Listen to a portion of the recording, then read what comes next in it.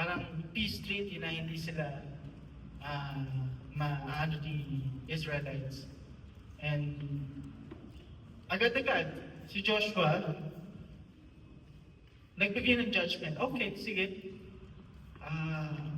We have this, usapan. Peace treaty. So okay na.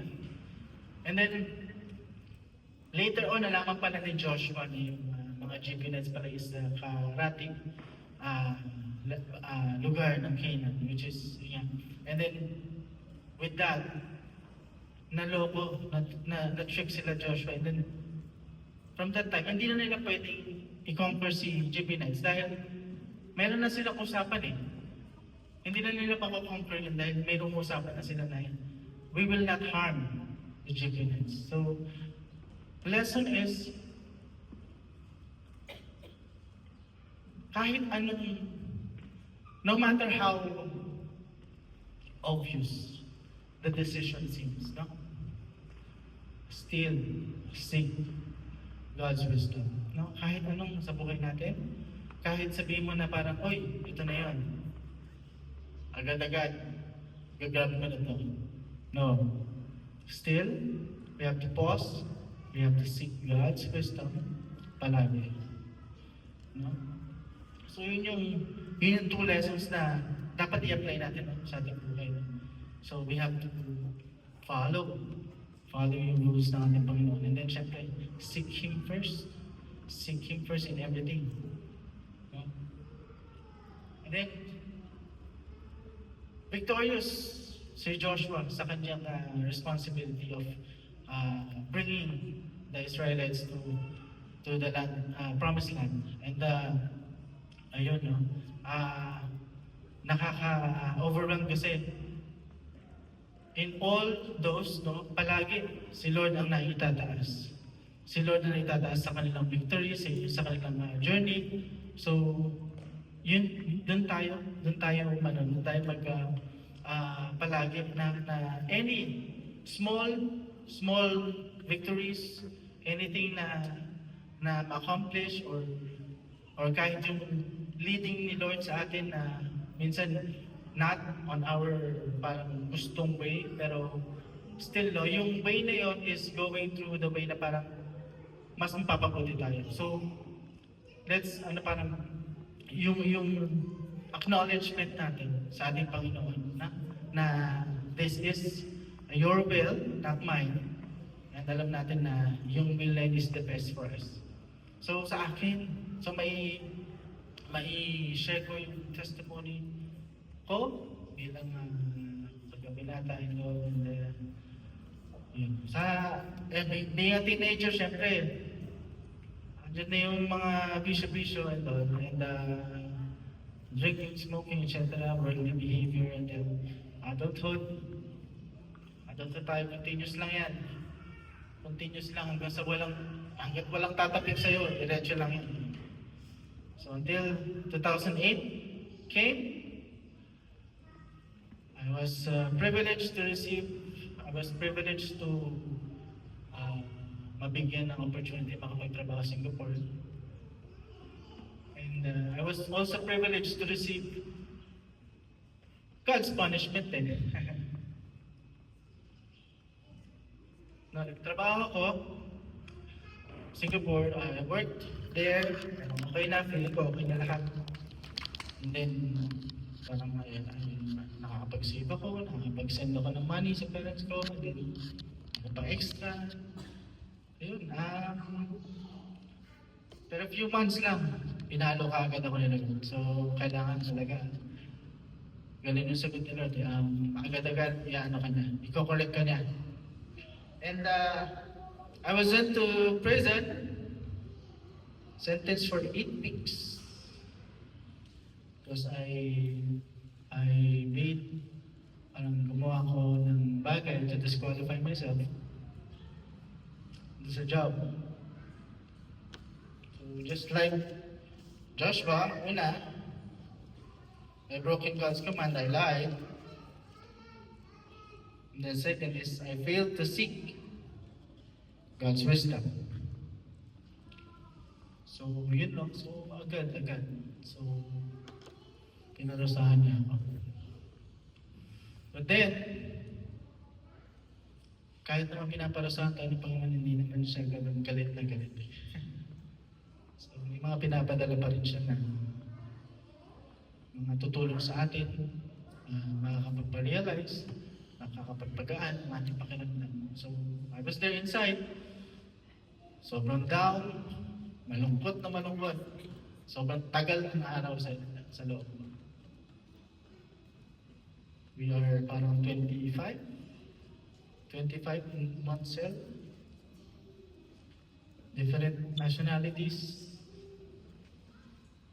Bangladesh, Indian, Malaysian. And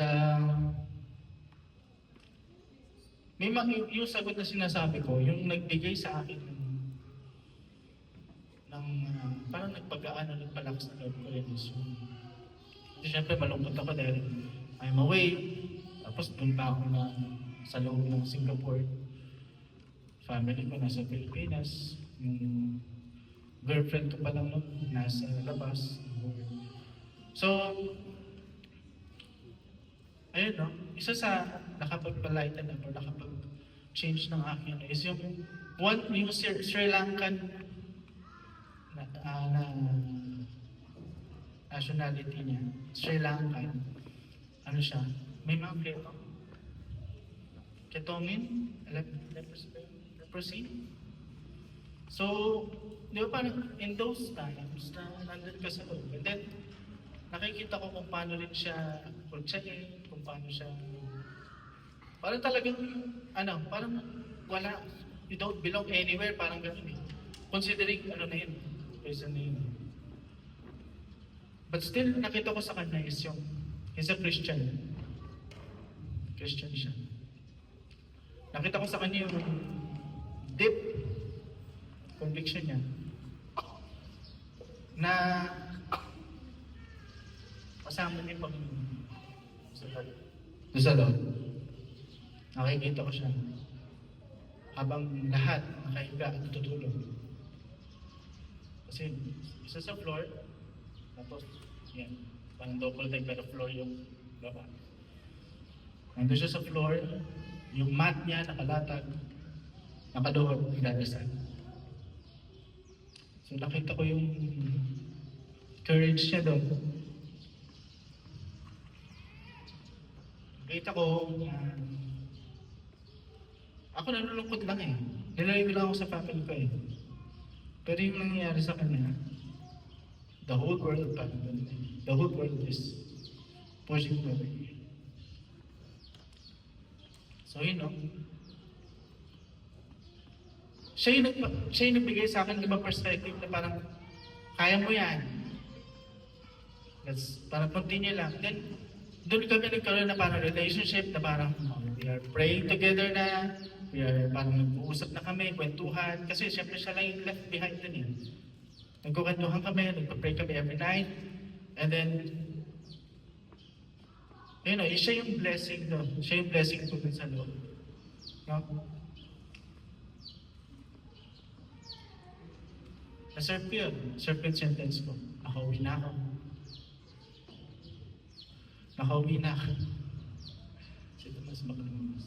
Nakauwi na ako. And na-serve ko yung sentence ko. And, yun yung prize. Yun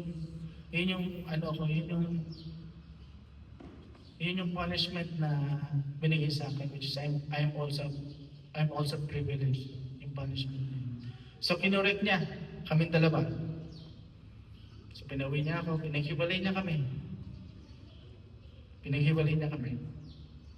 I have served my sentence, went back to Philippines after 2 years of LDR. And yun na yung ginihintay ni Lord eh. We got married. We got married 2011. So, tapos bumalik siya sa SG. And syempre, yung design ni Lord is di naman magkahiwalay ang mag-isawa. So, after a few years, but the Lord always makes a way para magkasama kami. Dahil yun ang design niya for us as a family. After a few years, siya naman ang umuwi.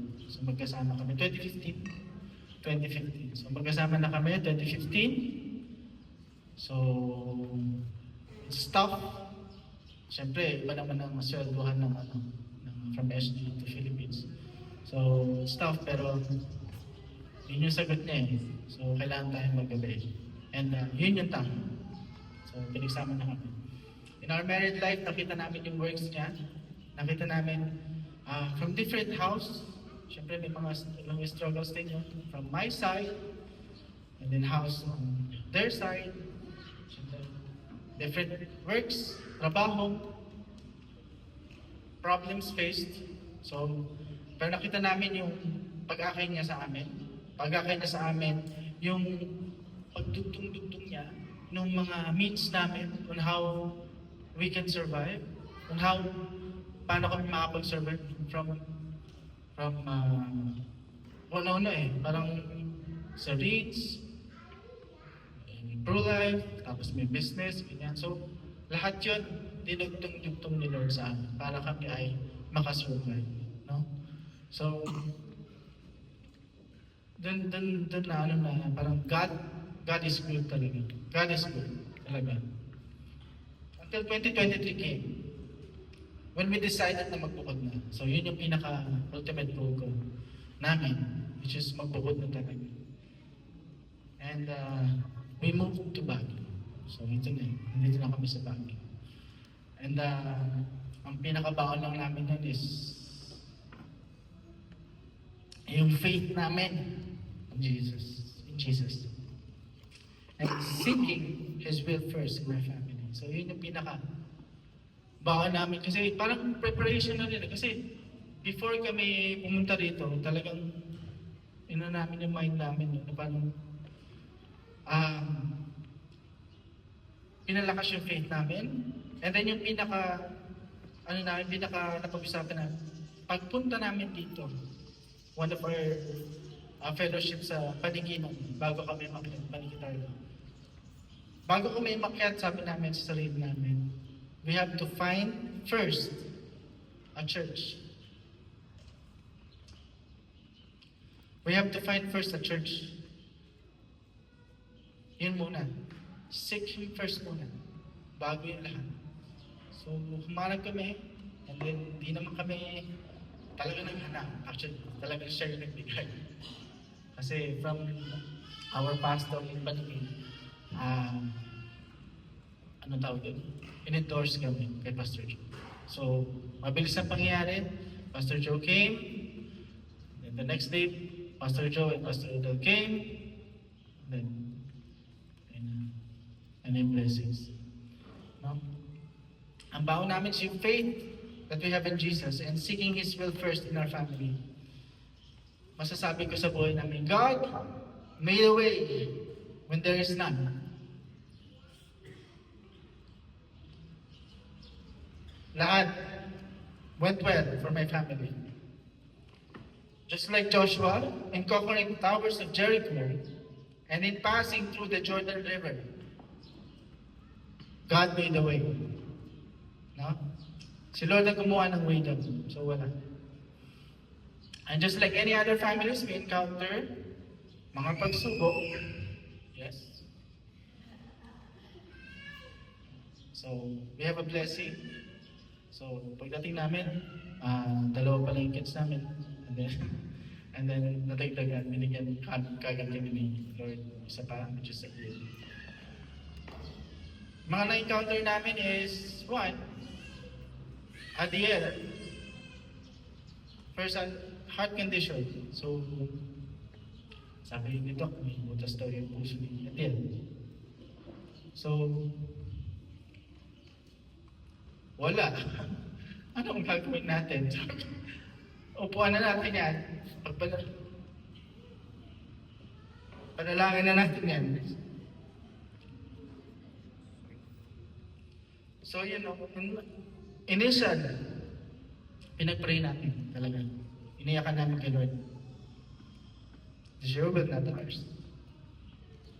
So, after a few months,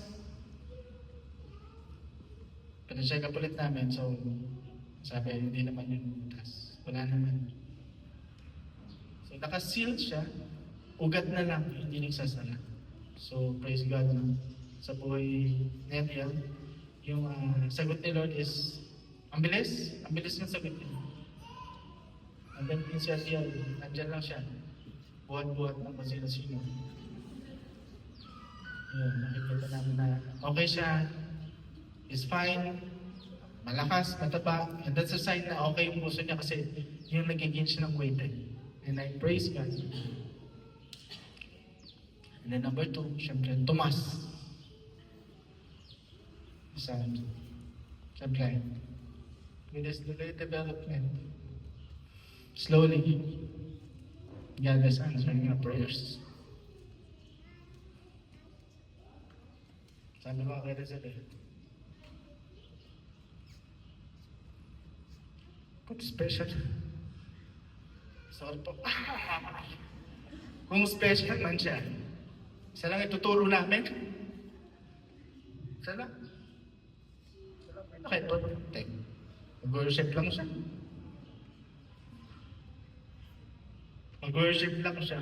Hanggang sa tumanda siya. Yun lang yung maski lang yung pinaka-alam ng gawin. Yan. So, look back. Sabi. When we don't seek God and doesn't follow His command, no? When we don't seek God and do not follow His commands, our lives is designed to fall. Tama pa ba? Pag hindi natin siya inauna sa ating buhay, hindi natin siya pinahalagan, hindi natin sinunod ng kanyang mga commands, our lives is designed to fall. So, yun. So, ano pang gagawin natin? Diba? Follow first, seek Him first, obey His commands, that's it. In all these trials, I just like Joshua, sabi nga ni Joshua, in all these trials, just like Joshua, we will remain in our faith. We will not let fear affect our focus on our one true God. And we will be victorious. Sabi mo nga sa Men's Net Monday, sagot ka niya. Amen. Sagot ka niya. Now, after moving here, we're going on our second year, September. Here in Baguio, full of God's goodness. So, I pray mo yun. Magto 2 years na kami. So, hindi ko alam kung paano, pero in between those, alam ko si God. Si God is working. God is working in our family. Joshua 24:15. As for me and my family, we will serve the Lord. Amen. Pwede ba tayong mag-response doon? Can we read this aloud? In Joshua naman, Joshua 24:18. Can we read this aloud, no? Yung with conviction talagang malakas. Joshua 24:18. Please read. All the nations, including the Amorites, who live in the land, we too will serve the Lord. Amen. We will serve the Lord. Lahat tayo, we will serve the Lord. And to the leaders of the family, nanay, tatay, let's lead our family to the promised land. Amen. Let's start by sending them to church. Because here on earth, the promised land is here. No? Dito natin malalaman kung ano yung promise ng ating mga Panginoon.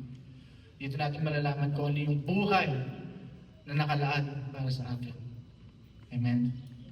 dito natin makikita, mararamdaman. And to that, maraming salamat. Sa Lord.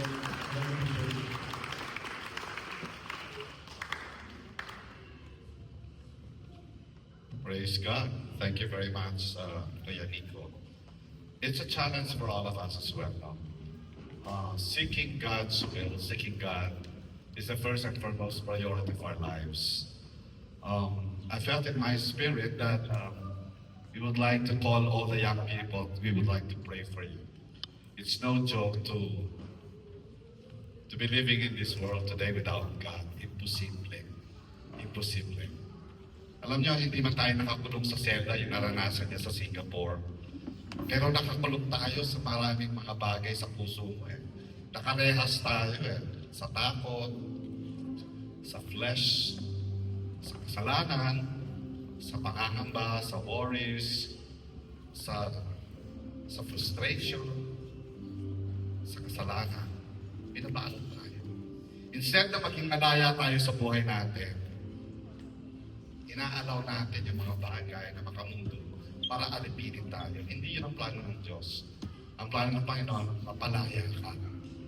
Kaya nga namatay si Kristo sa krus para bigyan kayo ng buhay na sa kana. He already paid the price for the penalty of our sins.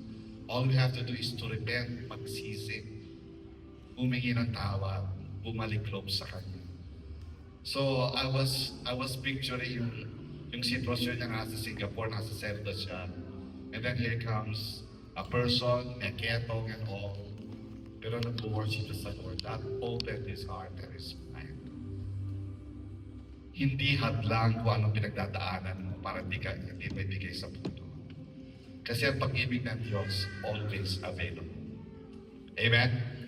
Sabihin mo sa katabi mo, God's love is available to you. God's forgiveness is available to you. God's miracle is available to you. God's wisdom is available to you. Amen? And tumayo tayong lahat. Lahat ng mga young people. I-dedicate natin sa Panginoon, lalo na yung pagpasukan ninyo ngayon. Okay, lahat ng mga estudyante. Hindi kayo dito sa harap. Please come. Forward, forward. All the students. Dito kayo sa harap kayo, sa cross kayo. Buhod kayo dyan, ipapag-pray natin kayo. Lord. Lord kayo sa Panginoon. Closer. Come on, i-dedicate ninyo ang buhay niyo sa Panginoon. Only one life it will soon be passed. And only what's done for Christ will last. Kasi mga matatanda, lolo takay niyo. Pinagdaanan na namin and we would like you to experience the grace and goodness of God. This is your season. This is your season. Give your life to the Lord now.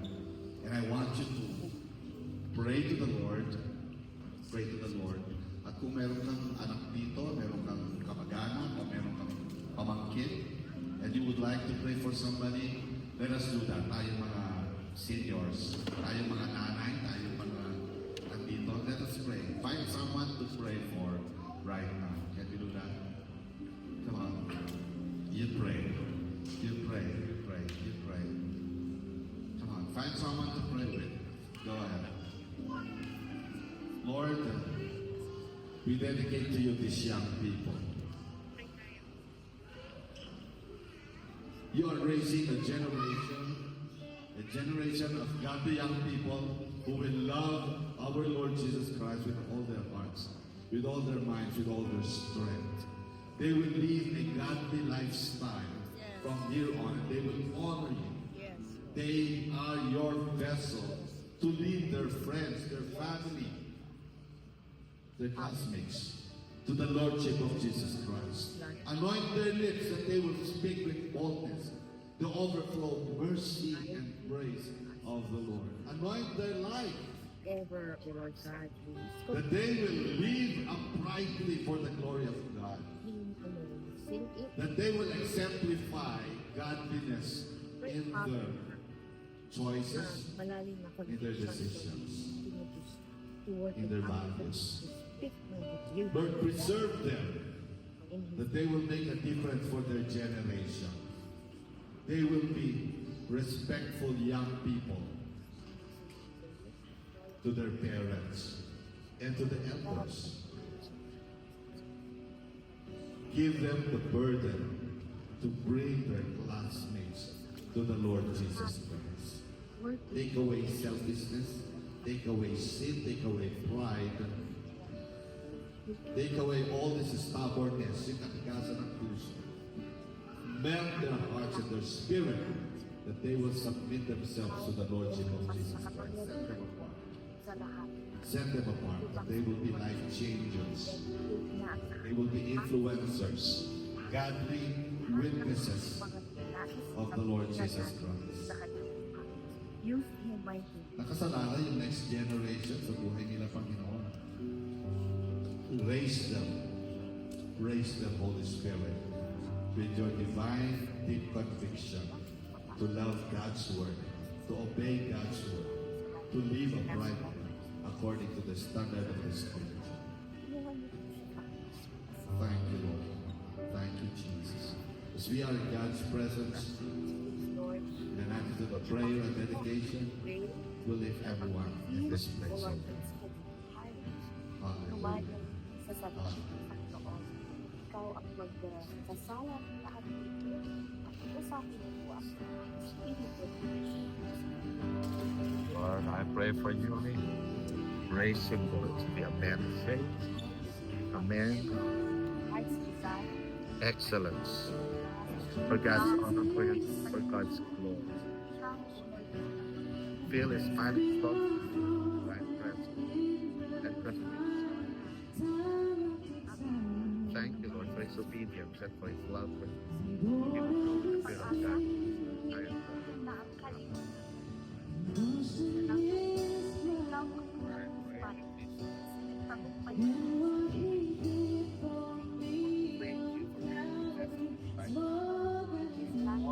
ikaw ang Great Father,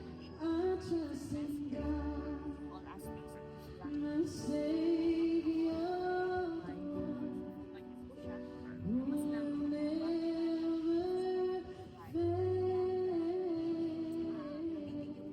Lahat ng blessings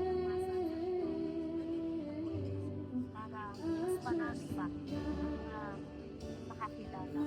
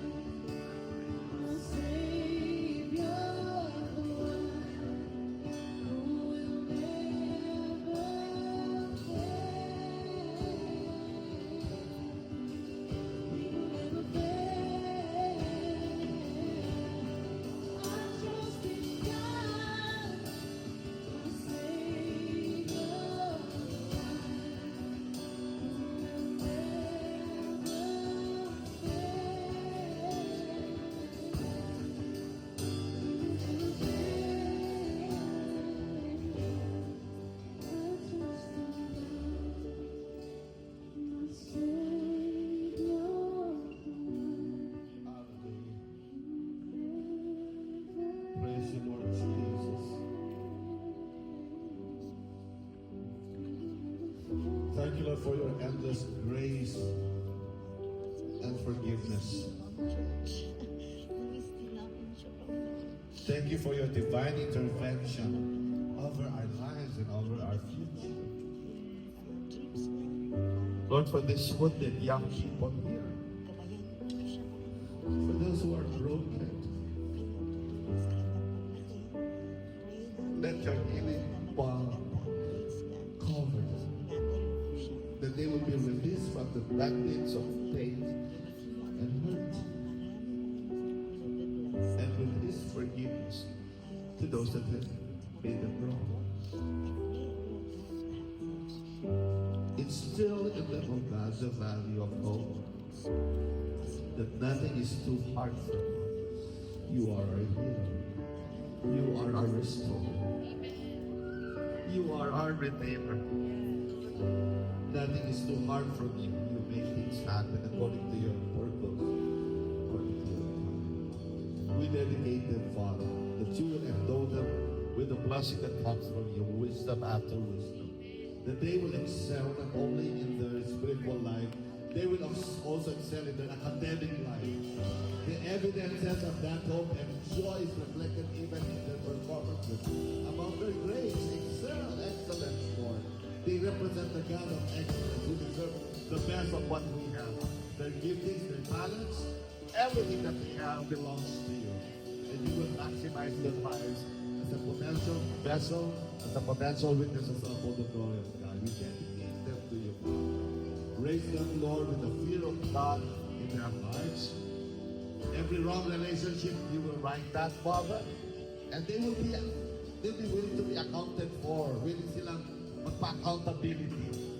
Makikinig sa mga advices ng mga magulang, sa mga elders.